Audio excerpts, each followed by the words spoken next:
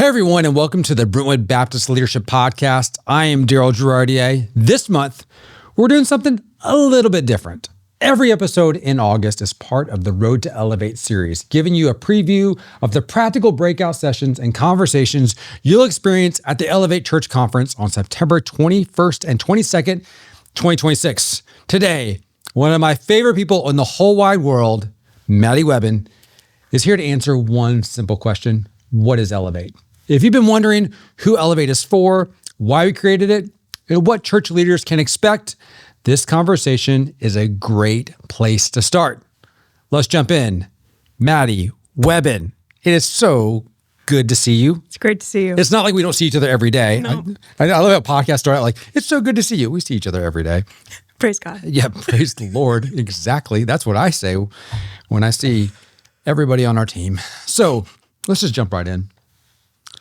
You know, if I've never been to Elevate, how would you describe it in an Instagram caption format?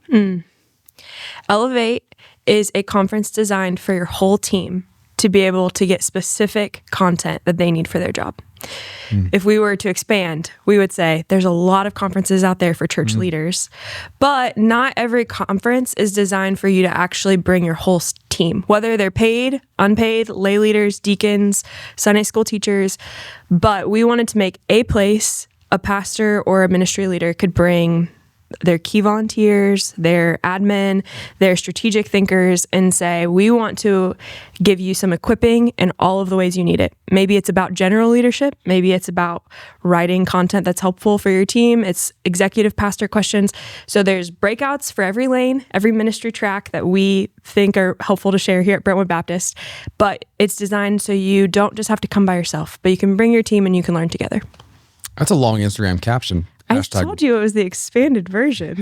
#blessed. All right. I love it. I love it. It's fantastic. So like, what makes it different though than like, because you and I have been to a lot of conferences. Yeah. We've done the conferences. What's different than what makes us unique and different than any other church conference I can go to? I would say all of our speakers, both keynote and breakout speakers, are in regular ministry right now.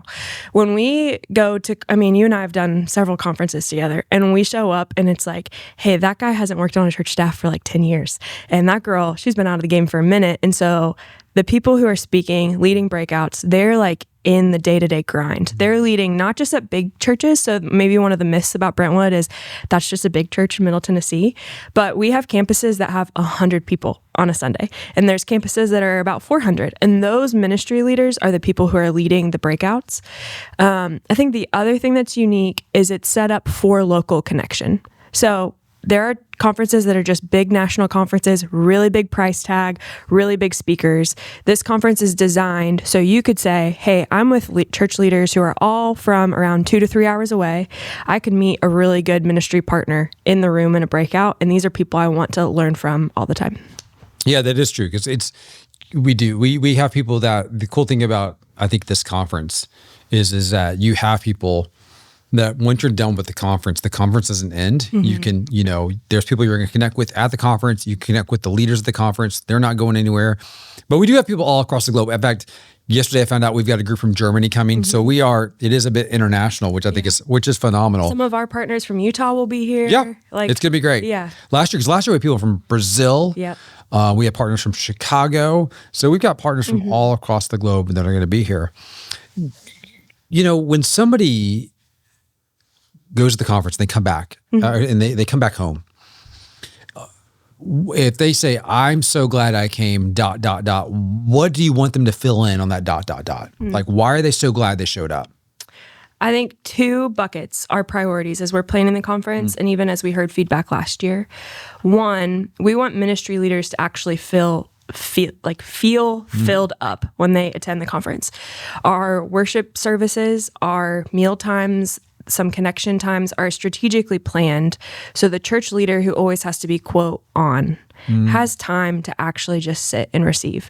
So our night of worship on night 1 is designed so the pastor or the worship leader or the kids minister or whoever actually can be fully present, can go to the altar for prayer time if they need to, can actually, maybe if they just want to sit, they're the media guy on Sunday and they never have to be the person not behind for a presenter. They get to experience being filled. So that is like a priority we said that this year's conference is healthy leaders help shape healthy churches. And so if we're not investing in the health of leaders at this conference, then it wasn't worth it on the Brentwood side for us. Is we actually want leaders to walk away being like, man, that recharged me. But then 2, I was able to ask specific questions that were strategic for my ministry. And maybe they're like a kids minister who they're consuming all the stuff. They're going to Etch conference, they're learning all the new curriculum, but they're like, I really need some coaching on how to do leadership development. And that's not what I typically get in my lane. They're able to go get the specific needs that they need. And so those would be my 2 answers. Do you have other answers? No, I mean, no, I think you hit it on the head. Because I think one of the comments I read last year in the surveys was this is the first time the staff has actually gone and actually worshiped without one of us leading worship or some of us preaching. And that never occurs, which you're right. If you're in most churches, your team is running 24/7. Most people are bivocational. So, you are volunteer kids minister or kids director, whatever that is, along with the 5,000 other things you're doing in your life. And you meet with this team, maybe you go to a staff meeting, you do Sunday morning, but you don't get together as a team and just say, we're just going to worship. Because to do that, somebody on the team's got to lead worship. Somebody's got to bring the word in some way, shape, or form. And to have somebody else do that ministers to a lot of people. And so I think that's a huge part that I think I tend to go information-based, like what can I consume? What can I learn? That's the way my default is. But for a lot of people, for them, even if they don't walk away from a breakout going, oh my gosh, I took away so much from the breakout. Honestly, sometimes just sitting in worship and just being like, I can just be is ministering more to them than any breakout ever could. So I do have a question about breakouts. Yeah. You've been through the 50 plus breakouts that we offer. You've seen the entire title. Can you like cherry pick 1 or 2 things you're like super excited about? You're like going, oh, I can't wait for that breakout. There is one of our sessions. It was one of our biggest sessions last year. It's a different speaker this year, so a little bit different take on having hard conversations. I think that as a leader, I think that is probably the skill set where I'm like, okay, I want to stay sharpest on that of if we're I can tell like just in my ministry spaces and leadership, that's something where it's like, I want to be able to tell this truth well, to build people up around me, but that's like really hard. And so one of our executive pastors is leading that conversation. I think that one will be really helpful. There's one in our groups track that is map or menu. And so how are you figuring out like scope and sequence of your programming? Like we said, like Brentwood's a multi-site church model. And so every campus is doing a little bit different, but kind of zooming out and saying, how do you actually make the right plan for your group's ministry? And it's not just like, here's Brentwood's formula and copy and paste it, but more of the how do you actually develop something that helps your church the best. And then our senior pastor is doing a workshop that I think if you are a teaching pastor or you're in pastoral leadership, he's doing more of a round table for leaders and pastoral leaders to say, what are some current challenges we're facing in our church? How do we talk about this together? So I actually think that workshop will be really beneficial for those going. Yeah, I think the ones that I'm sort of thinking, okay, I honestly don't think of the breakouts. I think of the leaders and the people that like Ken Schaefer is probably the one, no matter what he's doing, I probably will go to it. Ken handles our stewardship and he's the most interesting stewardship guy in the world because while he understands the data side really well, he understands the human people side even better and probably one of the best people person I know. Like you and I know Ken can't have a bad day. He is always upbeat, always happy. And he has his spirit of generosity is just not from a monetary standpoint. His generosity is also the way he lives his life. And so anytime you can be around that kind of guy, I highly encourage people just to he puts stewardship in a different light than I think a lot of us walk in the door thinking about. So I know he's doing a breakout related to that. So I think anything that he's doing, I would do. The other person that if she is on your list of should I see these breakouts, and by the way, I realize I'm picking staff on a podcast of people that I think are the best. So this is like, come at me with forks and pitchforks later. If you're Brentwood staff and you listen to this episode, Darrel has a gift for you if you come by his office. Don't worry. What? Don't commit me to things. But here's the deal. Michelle Dyer. Yeah. Okay, rock star, understands people's profiles, leadership, understands communicating to people, understands what's the best ways to reach people in terms of communication styles, but also understand how people work and function. She's just really good at like team chemistry. Yeah. So anything Michelle's doing, folks, I highly encourage you to go watch her breakouts because she is such a well of knowledge that I go to all the time to talk through things and to walk through things. So she's phenomenal. So yeah, so I think those are gonna be good. Now, let's talk about, we have a little wrinkle this year. Yes. Last year we did 1 day. This year, we're giving you the option to go for 2 days. Why 2 days and what's the difference? Great question. We chose to go 2 days this year because last year, so much of the feedback from people who attended was, one, I wish I had more time to attend more breakouts, and two, I needed more Q&A time. And so as some of our pastoral leadership team got together and our Elevate team got together, we were like, well, what if we develop something on day one that was a workshop that was more of an extended time, an actual practical application. So not just sit and listen to the lecture and then wait for the last 10 minutes of a Q&A, but something way more interactive. So if you attend Elevate, and we hope you do, Monday, you'll get here. There's tons of great food in Nashville. We could give you a list, comment on Instagram. We'd love to tell you. And then check in at 1:00. And then at 2:00, you'll go into a 2-hour workshop session, and that you pick one.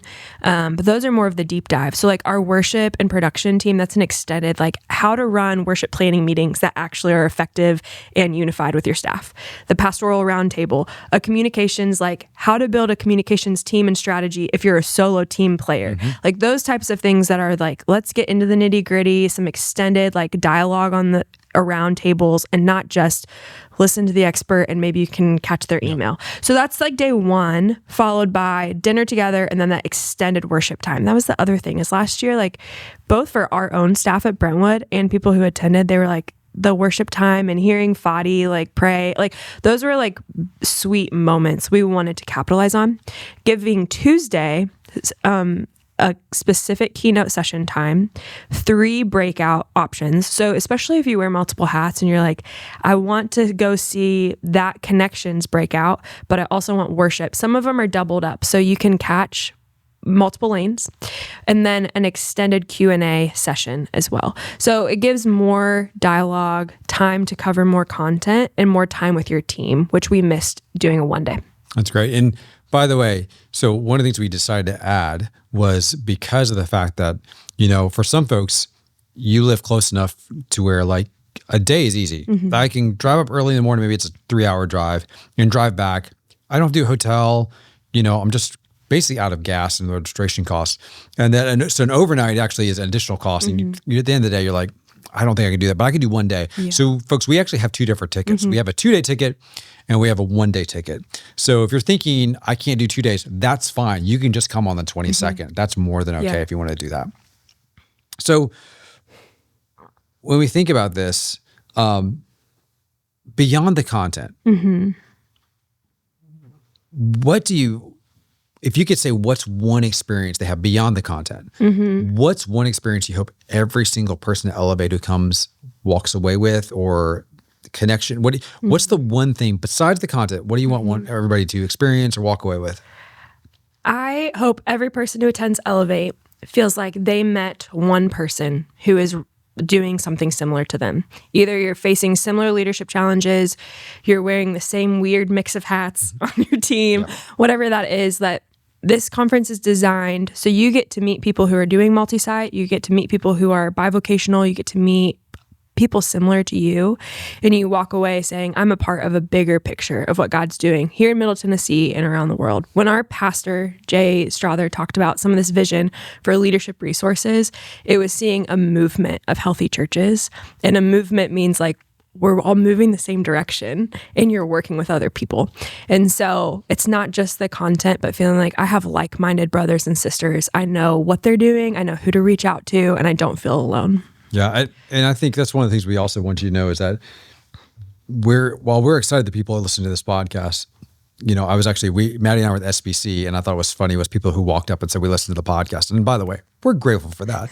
I think that's wonderful that you're doing that. But we want you to know, like, this podcast is kind of the tip of the iceberg. So if you've been watching this podcast for a while, listening to this podcast, again, we're very grateful.